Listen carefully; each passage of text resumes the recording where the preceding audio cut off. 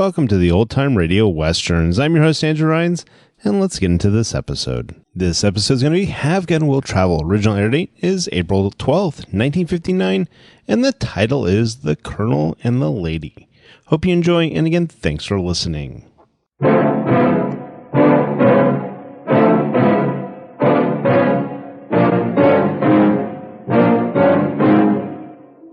I'll make it real plain for you, mister. I came here to find a girl. And you're not leaving this room until you tell me where she is.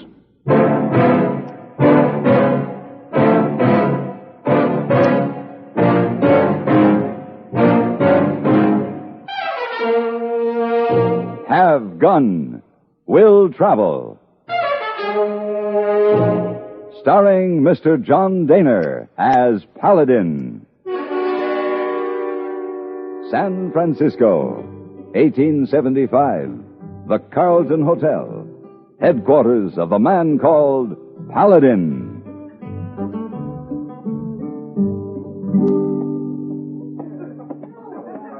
Ah, Mr. Paladin. Your cigars, your tickets for theater tonight, and your newspaper. Oh, thank you, Heyboy. Now then, I will read the Sacramento Bee if I were you, Mr. Paladin. Oh? Why would you do that, Heyboy? Because I already read. It's on page 1. Oh? Where? There. Oh. Wanted. Man with investigative ability, tact, perseverance for possibly a hazardous mission. Yes, sir, you see? Should be former Army officer. Rather exacting demands, Heyboy. Oh, no, sir. Like it written just for you. Communicate Colonel H.P. Lathrop, River Acres, Sacramento, California. You know this colonel, Mr. Paladin?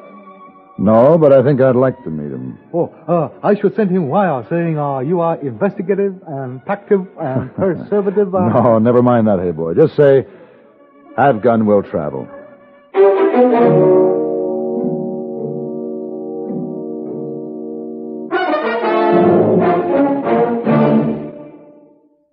If you want to know more than merely what's going on in the world, if you want, in addition, the perspective of a brilliant world traveler whose entire life has been one fascinating travelogue, listen to Lowell Thomas.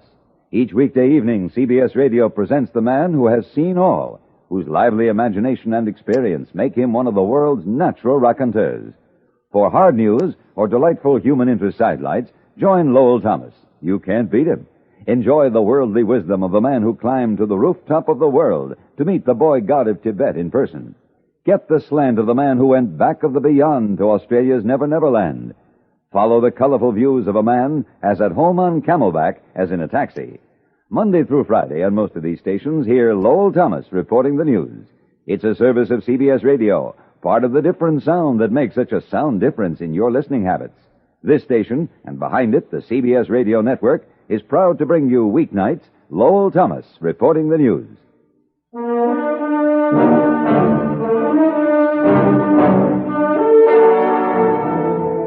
Colonel H.P. Lathrop, River Acres, Sacramento, California.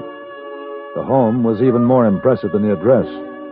A barefooted Indian servant girl admitted me and led me down a long hallway and left me standing in a waiting room, which was dwarfed by a giant coat of arms.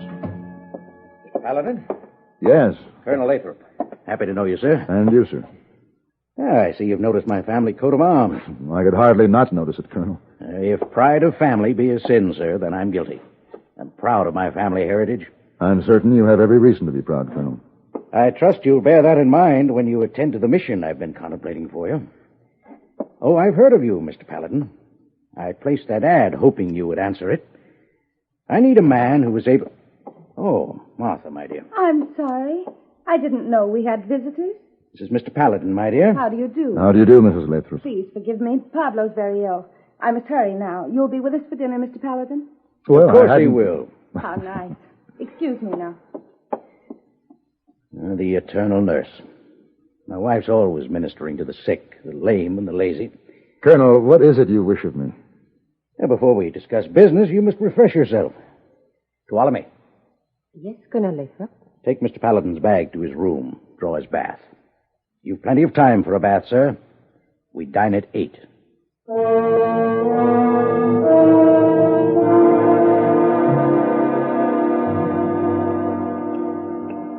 Brandy? A cigar? Yes, thank you, Colonel. You're probably anxious to know why you're here. I am. I'm not certain my wife will approve of my reasons for contacting you. I approve of you, my dear. That's enough. Well, why am I here, Colonel? I want you to locate a woman for me, Mr. Paladin. A woman named Gloria Morgan. Yes, I have heard the name. Well, then you've also heard of Lodestar, Nevada. Yes. You've heard of it, I'm sure, my dear. Possibly I have. I can't say one way or the other. During the silver boom, it was a roaring mining camp. Was it? May I pour you more brandy, Mr. Paladin? No, thank you. Gloria Morgan was reigning queen of the Tenderloin district there until the boom was over. Then she disappeared. And you're interested in locating her, Colonel? She's a missing chapter in a history I'm writing about the West. Heavens. She's so important you have to hire Mr. Paladin to find her, Colonel. Essential, my dear. I'm a stickler for exactness. I must meet her and know what she's like. I know that a gun battle was once fought for her favors. I know that her beauty and her fame were known throughout the camps. I know she imperiled hearts and lives with a smile. What I don't know is whether she still lives or not. And I must know. Why don't you look into this matter yourself? I regret, Mr. Paladin, that I'm not physically up to it. You'll take the job? Yes. Yes, I will. I'd like to meet her, too.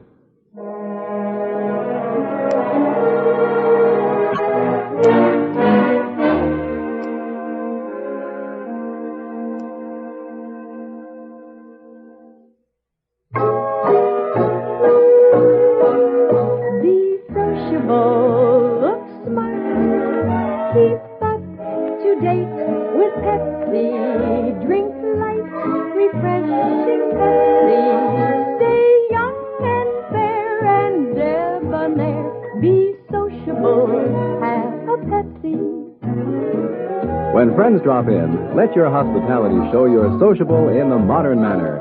Pepsi, you know, is the favorite of the smart and young at heart.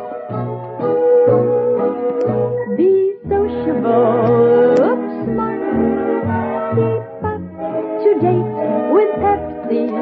Drink light, refreshing Pepsi. Stay young and fair and debonair. Be sociable, have a Pepsi. Have you tried a Pepsi lately?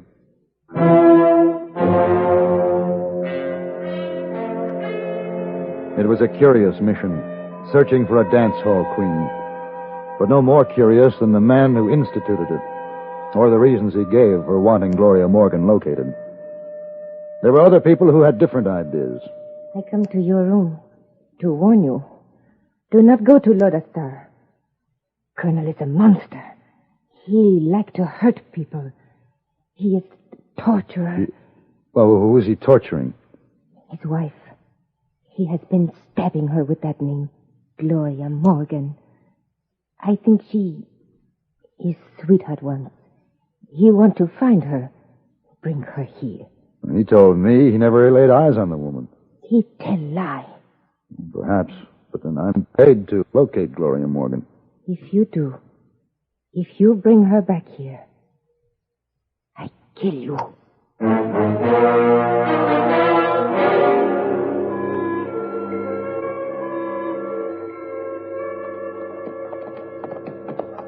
Who?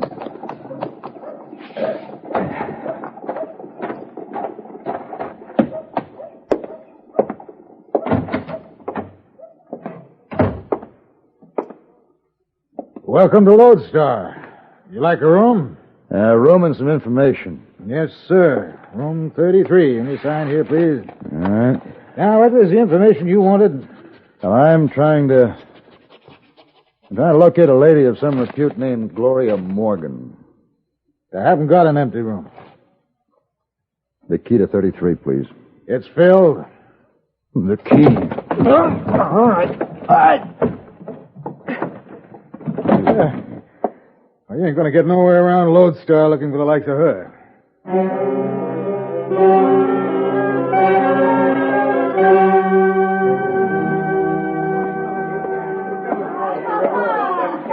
Bartender, I want to buy. I'm out of it. I haven't named it yet. Whatever it is, we ain't got it here, mister. All right. Hey! I'll get it myself. I heard you was kind of frisky and quick. I am. She must have been quite a lady. What lady? Oh, did I say lady? Yeah. The slip of the tongue. As a matter of fact, I'm not sure she was a lady, judging by the things I've heard of her. You the one called Paladin? Yeah. Move on, Maisie. Shut up. I can talk to him if I want to. You've been asking about Gloria Morgan, ain't you? Oh, I knew her. I worked with her. Roomed with her once. How about some of that? Huh? My pleasure.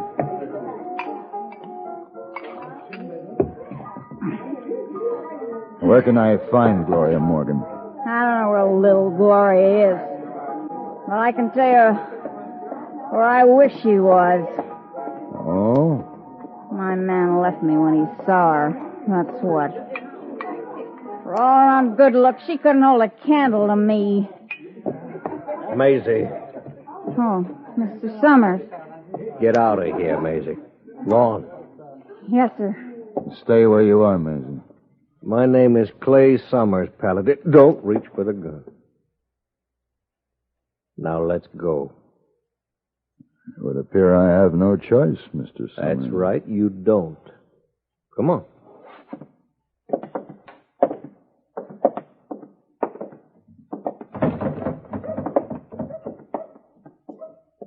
Your horse? Yes. Okay, I'll just take your gun. Now, Paladin, you show your face in Lodestar again, I'll kill you with your own gun. There'll be no fair fight. I'll ambush you. All right, mount up.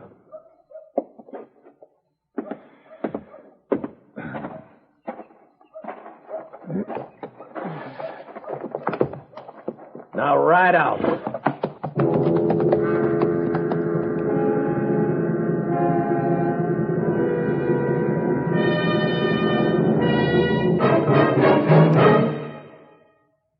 I was a teenage germ.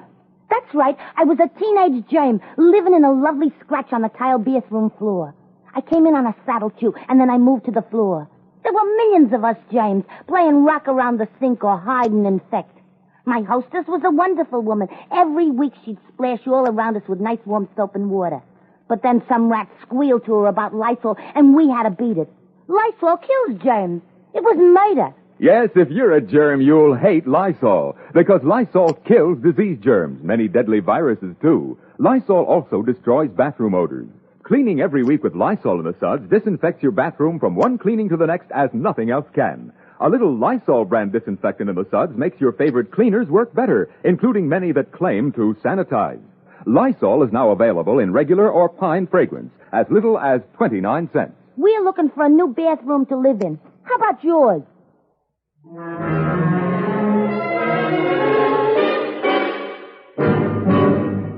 I rode as ordered. But by nightfall, I was back in Lodestar, ready to meet the man who had threatened to shoot me on sight. He seemed genuinely surprised to see me again when I appeared at his office. Hold it. I told you. I know what you told me, Mr. Summers. Now I'm telling you. This is a Derringer.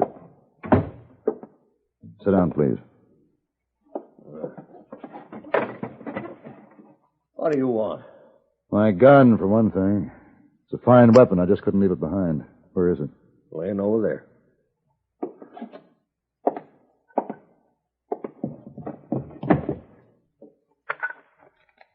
Wow. Keep your hands off that picture. That lady is lovely. The Gloria Morgan? Put that picture down. I don't want the picture, Mrs. Summers, but I want to talk about her. You must have been very fond of her. I don't understand how a woman like her rates your loyalty, why men will kill for her. She was filth. She was a cheat, a liar, and a thief, and worse. I know that for a fact. You know nothing, Paladin. Then what is the truth? She was all things to all men. She was saint or devil or whatever. I understand there was a gun battle fought for her favors. Not for her favors. for her hand in marriage. Oh. I suppose the other fella had as much right to court her as I did. You? But it was a good fight and a fair one. When it was all over, we were both near death. And Gloria Morgan? Well, she told us that she loved neither one of us. And she went away. All I have left of her is that picture. I don't know where she is now. I can't tell you that. You don't have to tell me, Mr. Summers. I know where to find Gloria Morgan.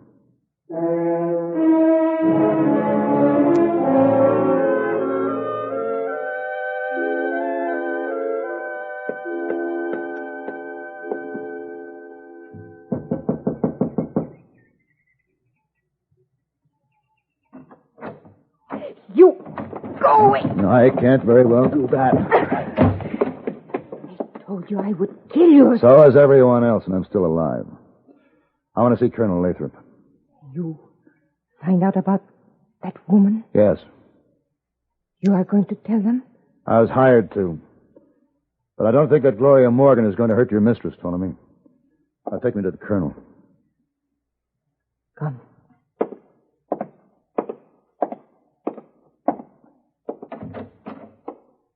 Colonel, Miss Lathrop.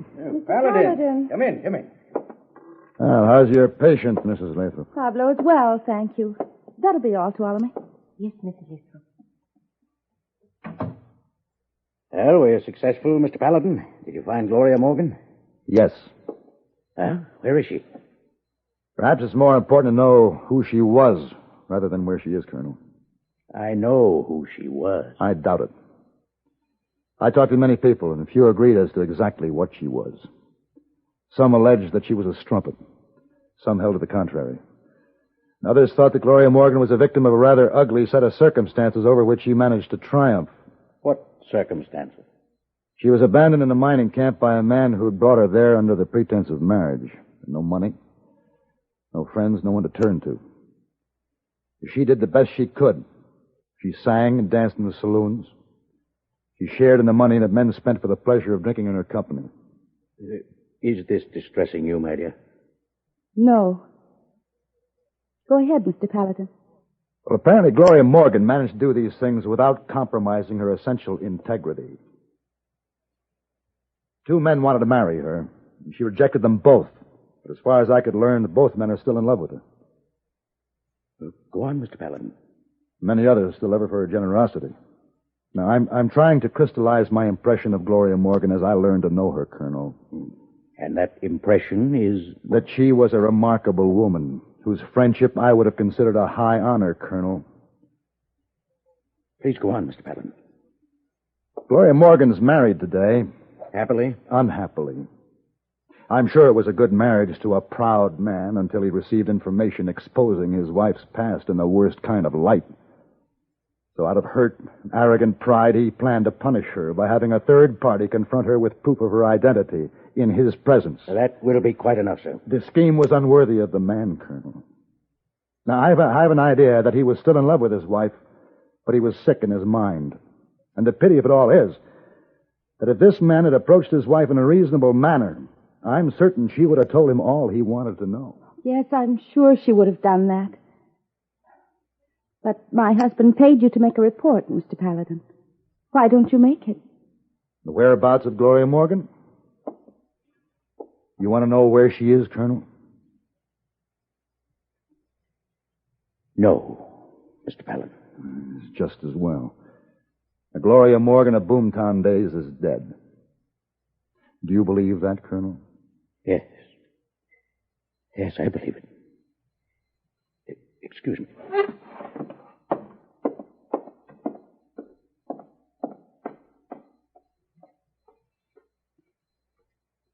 Let him alone for a few moments.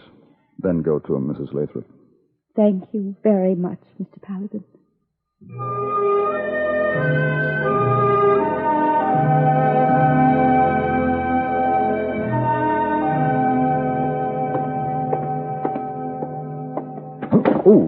I'm terribly sorry. It's quite all right. It's entirely my fault. Oh, on the contrary, I wasn't looking where I was going. We could debate the matter if you'd care to join me for a cup of coffee. My name is Paladin. I shan't forget your gallantry or your intriguing invitation, Mr. Paladin, but I must hurry along. Good day. Good day. We will meet again. Of course we shall. Oh, Mr. Paladin, when you come back to San Francisco? Last night, Heyboy. Heyboy, you're just the one I want to see. Oh, then why don't you look at me? That lady just going up the stairs. When did she come to San Francisco? Oh, 3 or maybe 4 days ago. She's in what suite? Mezzanine suite. Well, I'll want theater tickets for tonight's performance. Mr. Paladin. And after you get those, see the chef. Now, a small supper, something very special with wine for 2 people, served in my suite. Oh, you better make it 3, Mr. Paladin. Why? Him. Who? Big man over there. He her husband. Husband? Husband. He's a bad turn of events, eh, Mr. Paladin? Well, I hope he appreciates her. Never mind the tickets, Heyboy. But have the chef lay on a supper for 2 anyway. Well, what do you do? Who you have dinner with? I don't know.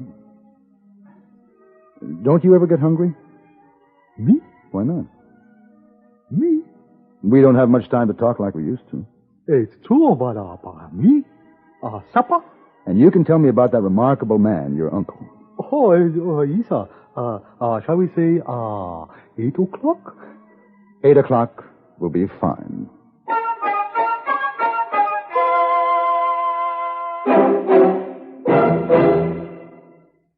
Since spring is a season of awakening things, of summer's fulfillment, it's fitting that every year the American Cancer Society should raise its vitally needed funds in April. For each year, the April harvest of donations gives promise of new impetus in the drive to conquer cancer. Your local collection, under the banner of the American Cancer Society, is a drive to finance unlimited research and experiment. Progress already made has given hard-working doctors and scientists more hope than ever before. No panaceas have been found, but a growing number of cancers can be and are being cured. Thousands live today who would have seen no hint of hope a decade ago. Help spread the effectiveness of the anti-cancer crusade in 2 ways, with a checkup and a check. Have the family's health checked once a year, for early detection of cancer is still the safest road to a cure. And this month, give a generous donation to your local cancer society, or to Cancer in care of your post office. Do it today.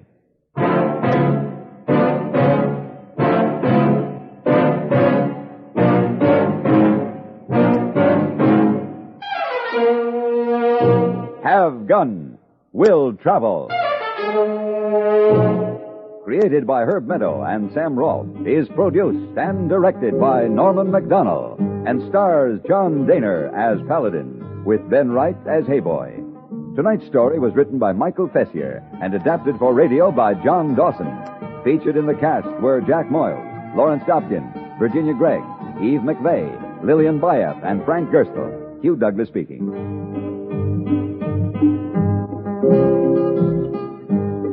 Join us again next week for Have Gun, Will Travel.